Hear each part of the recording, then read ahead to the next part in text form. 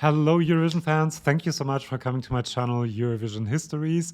Semi-Final One happened yesterday and it was amazing. I really loved watching that show. So many great performances, so many great interval acts and things to discuss. Actually, I really want to get into that with you. We have 10 qualifiers. We have, unfortunately, 5 countries that didn't make it to the grand final. And I want to talk about all of the performances, the intervals, the hosts. We also know in which half of the grand final the qualifiers will perform. So I'm going to talk about that and analyze it a little bit.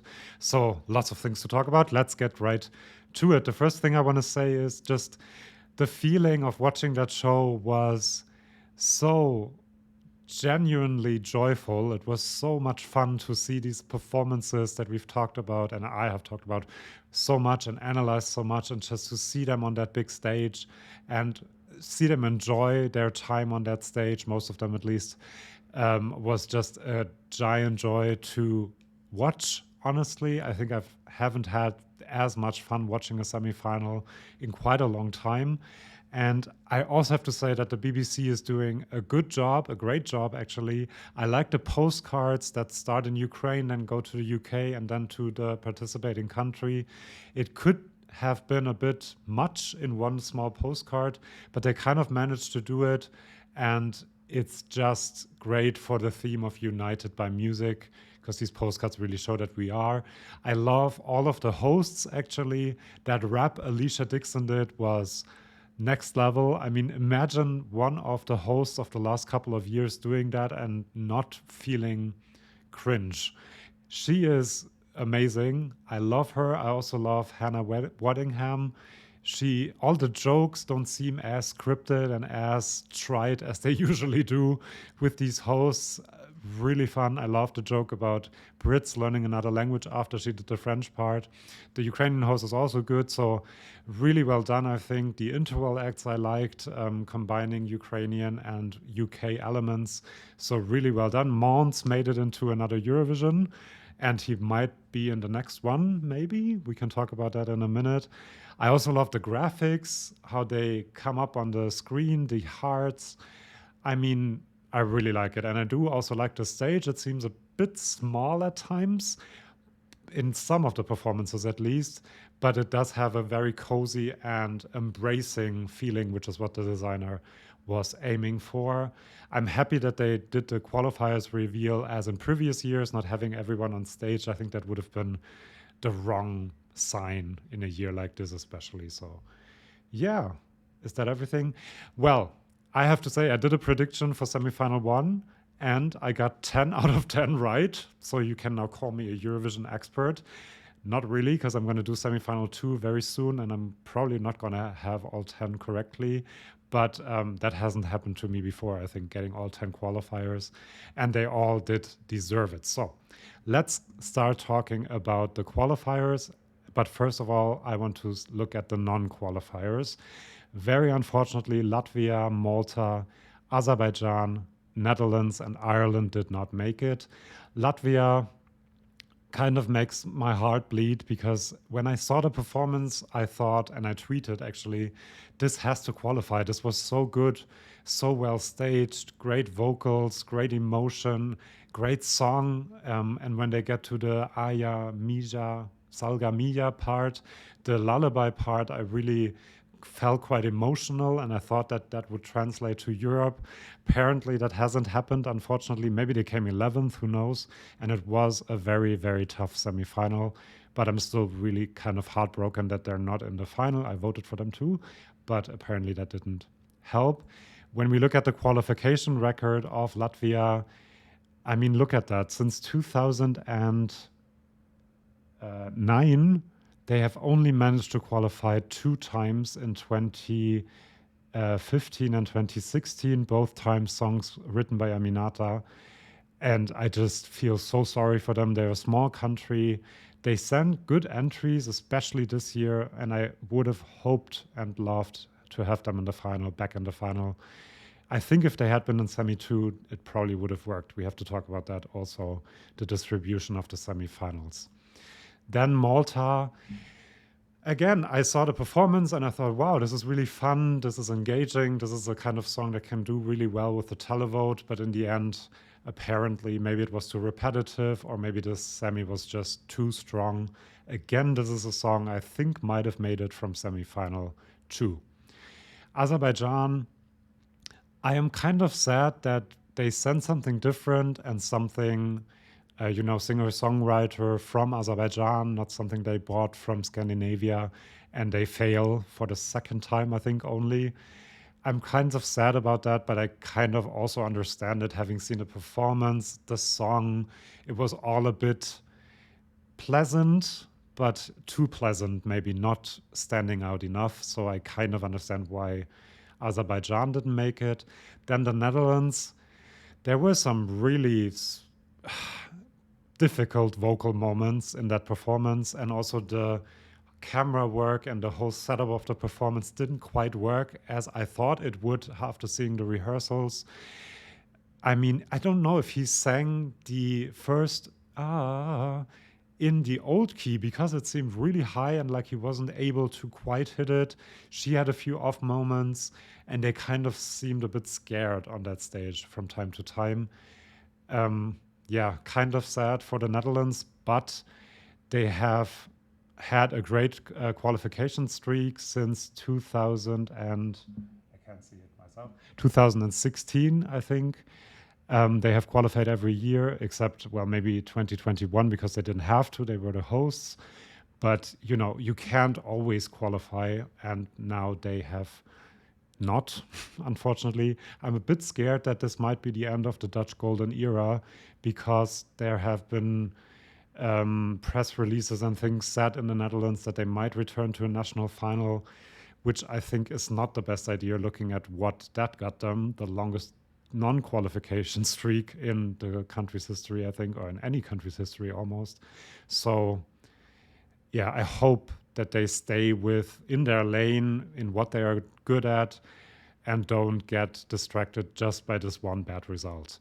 And then Ireland, I'm pretty sure that this came last in the semi-final because the song is not strong enough and this performance was not worthy of a grand final ticket. I'm sorry to say that.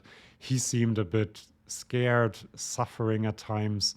He didn't sing half the song, to be honest. He took away the mic so often, not only when we already knew that he was going to take it off in the We Are One chorus, but even during the song sometimes, and that seemed really bad. I thought if this makes it to the final, this will get zero points from the juries, because he's obviously not singing the song, and that is a big problem.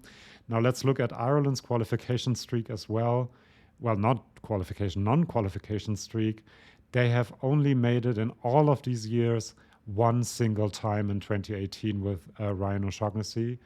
So this is really the fall of a Eurovision powerhouse. I hope they get back on track now that Sweden is very close to taking their record away of 7 wins.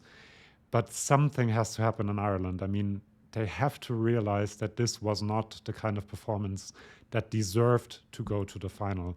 I think a lot of people in the hall didn't think so. I heard a lot of screaming and Ireland, because obviously there were probably many Irish people in the hall. But that performance did not deserve to qualify, I'm sorry to say. These are the non-qualifiers. All of them did well. All of them can be proud of themselves. And it was a really enjoyable semi-final also because of these performances. Now let's look at the qualifiers. Croatia. This came on and it just puts a smile on your face. And when they go to the satellite stage and they take their clothes off, not all of them, thankfully, and it hit me in that moment, kind of, these are basically grandpas doing this, making a fool of themselves and doing their art and their thing, and it just made me smile and kind of laugh. It's such an enjoyable performance. When I saw the Croatian national final, I didn't get it, and it wasn't enjoyable to me the first time I saw it, but this really, really was. The vocals are a bit off. I think they might be in for a very low jury score, to be honest, but the televote will love this. I think this will come at least top 10, if not top 5 in the televote in the final, because it's just so good. I love the kind of Lenin-inspired figure with the 2 bombs in his hand. Everything is just, there's so much to look at and so much to enjoy. And the song itself is really, really catchy, and the arena went with it. So yeah, I'm really happy that Croatia is in the final, actually. Not just because my explanation video is getting lots of views, but also because I simply enjoy this performance very, very much. Then Moldova, not a lot to say. It was kind of clear that he would make it, I think. Great that we have a song like this, an ethnic performance in the final. I did think that his mic was very low at certain points, so they really have to work on that to hear him more. But overall, it was the kind of performance I kind of expected from Moldova and from him. So great. Well done, Moldova, and I'm happy they are in the final. Then Switzerland. Let's start with the positive aspects. When I saw the performance, it really hit me. It was really impactful. The dancing and the moves really worked to enhance the feeling of the song and to make it more memorable. His voice is just incredible. He's on point every single time. He's running, he's moving, he's doing things, and he just hits every single note, and the tone of his voice is just amazing. And this dissonance with his baby face, he said it himself in the press conference, is just something that makes this very much, very memorable, I think. So now let's get to the part that I didn't quite like so much. There are moments where the 4 dancers lie on the floor when he sings the line, body bags that we've become. There are pyros falling from the ceiling, red pyros that look a bit like bombs falling. And this is all a bit too much for me to do that. I mean, I do understand that he feels the message. He's saying that in the press conference as well. I do understand that. I think lots of people feel the message as well. But this is just a bit too much for me to have interpretive dance about a song that talks about war. Yeah, but I do love the running part. You can see that in the picture when he runs and the dancers run past him. That gives a lot of dynamics to this performance. And he did qualify, I think, easily, probably. And this shows that you can have a ballad from Western Europe with not a lot of diaspora support and qualify from a televote-only semi-final. In general, the qualifiers are very evenly distributed throughout Europe, east, west, north, and south. And I think that's a great sign that Eurovision is kind of past the period in the early 2000s where televote was a bit skewed. Or maybe it wasn't, and it was just that the Western European countries didn't send great entries, and now they do, and now they qualify if they do. So that's something to think about. I might do a video about that. All that for Switzerland. Now, Czechia. I loved this song when it was revealed, and I have to say this performance is great. There are moments where I really got goosebumps and I became really emotional. They really lean into the female empowerment message when they are in this circle and say pray and support each other, and then they run back kind of happily, and then they support each other in pairs. It's just really emotional, really. I don't know whether it's because I didn't sleep a lot or it just makes me emotional seeing that performance. The voices were good, except in the prayer part, could have been a bit better. But I do think they came up with a genius performance for this song. Also, the long braids kind of add to the whole message. Really love it. And I'm so happy that the Czech Republic Czechia, as it's now called, made it to the final with this performance. I hope they do well. They deserve it. I mean, you can see from my reactions that I really loved watching this. Portugal, I mean, I love that woman. She hit every note. Her vocals were impeccable. The whole feeling and the emotion and the performance were on point. It makes you smile. It makes you go along with it. The dance is really smart, I think, also better than in the national final. I love this performance. When she walks towards the satellite stage and she has kind of these sexy moves. In German, there's a word, I don't find the word in English right now, but I think she really convinced people in that moment. This is a performer. She's a star. She needs to have a career. I hope she has an international career. This is amazing. And I'm so happy that a song in Portuguese and really Portuguese in essence made it to the final. And I have to say, all of the non-English entries, except for Latvia, which had a small part at the end in Latvian, all of them made it to the final. And the ones that didn't make it are all, except for Latvia, in English. And I think that's a wonderful sign for the diversity that Eurovision and the televoters, especially in Eurovision, embrace. Really love that. And so happy that Portugal is in the final. Obrigado for this amazing performance. I'm going to watch it again once I finish this video. It makes me happy. Then Serbia. When I saw this one, I thought, wow, this could be a bit borderline. I said that in my prediction because it's messy. The vocals are not great. This is another one where I think the jury will not like this performance because of the vocals. It's very impactful, of course, the staging. It's well thought out. It has a message. But I would have liked Latvia instead of Serbia, to be honest. Sorry, Serbia, but anyway, it's good that this is in the final. He is a great young artist, so I'm happy for Serbia and for Luke, especially that they are in the final. But I thought when they announced 8 countries before announcing Serbia, I was a bit like, they have to announce Norway and then maybe Latvia, and then Serbia might not be through, but in the end, it was. So, yeah. And I'm fine with it. He kind of deserves a spot in the final, but Latvia did too. Malta kind of did too. So that's all I want to say. Israel, she is a star. You can see the star power in her and in that performance. The vocals were much better than in the rehearsal. The dance is competent. It's not a Chanel level, I think, because it's just a bit too wanted. It's kind of, the whole song is constructed around the dance, but it is impressive. It is going to get a lot of votes from the televotes, and I think also the juries, because they will recognize her star power. They like these slick pop performances as well.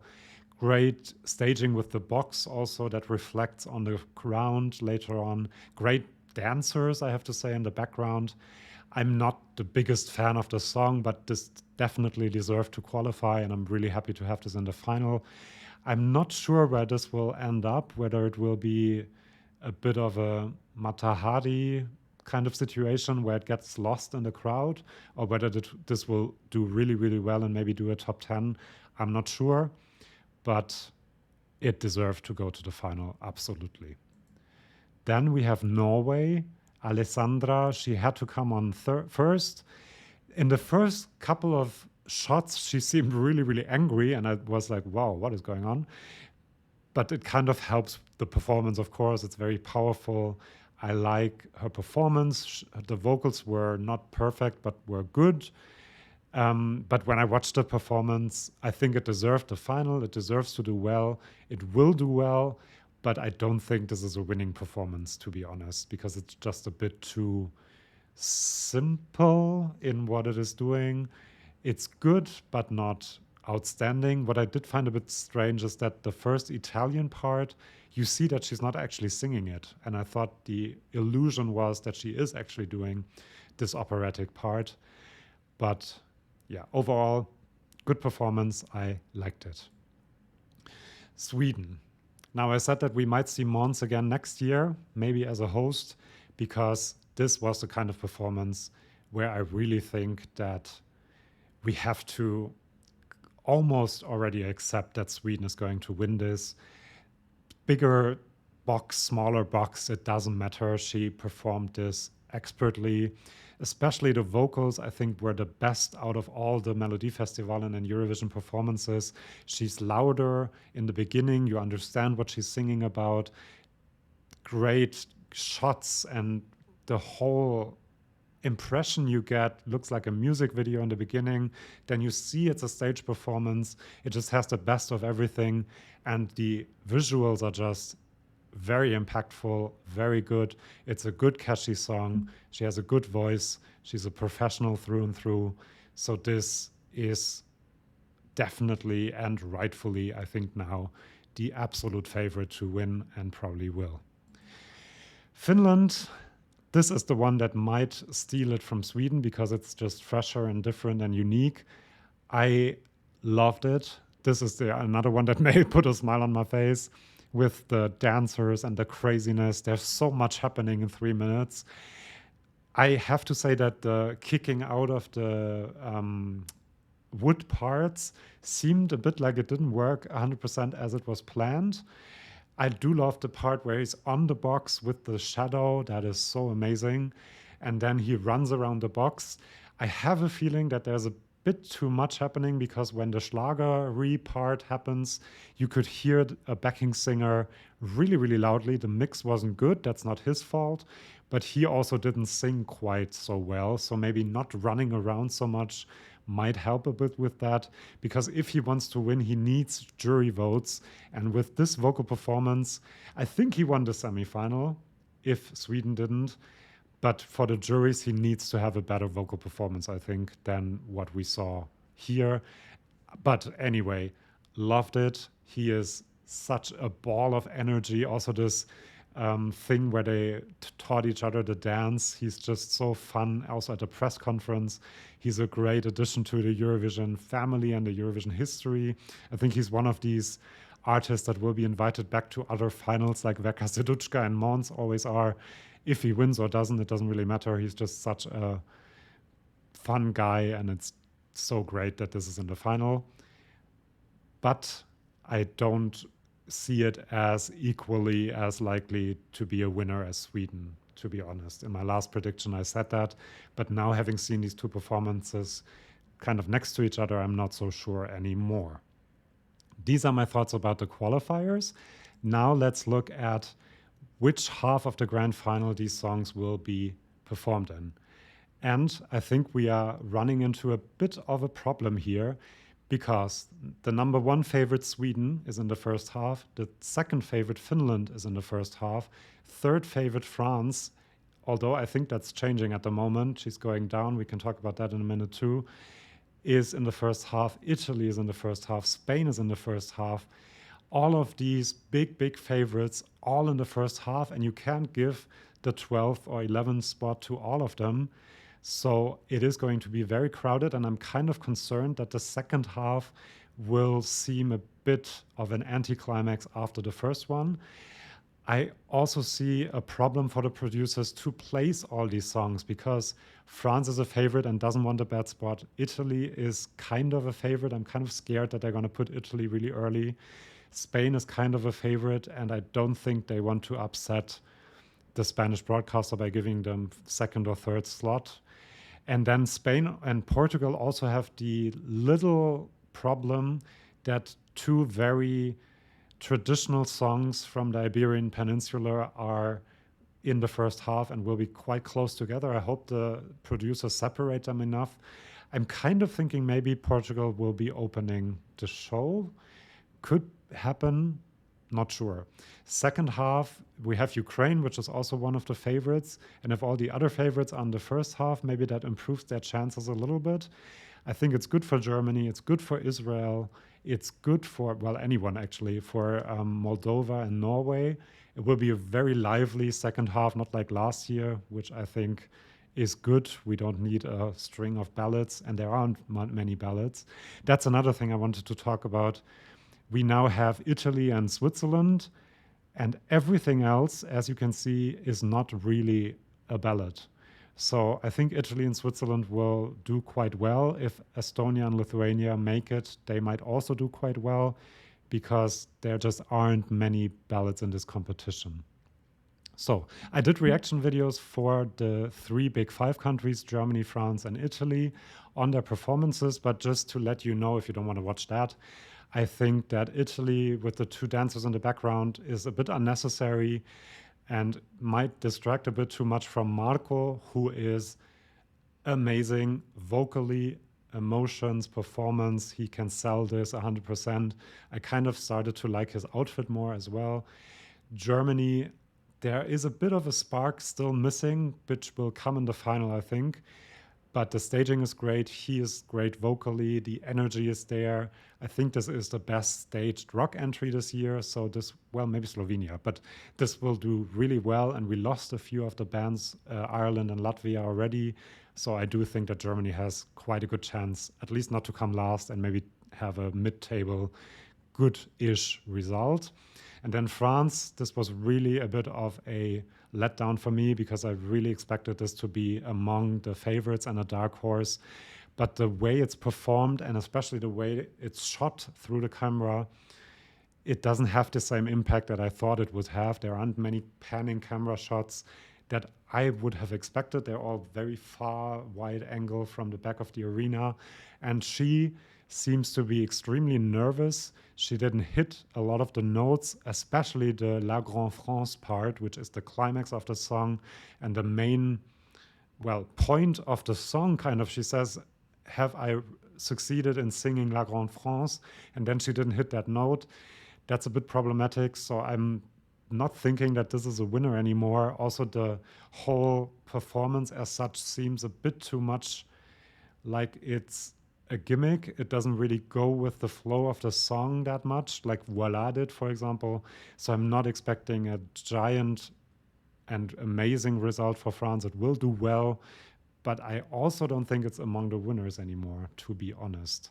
But she can still improve the vocal performance. I do think being on that thing is scary to her, and she kind of doesn't move enough. I don't see the shoulder choreography we saw in the music video that much.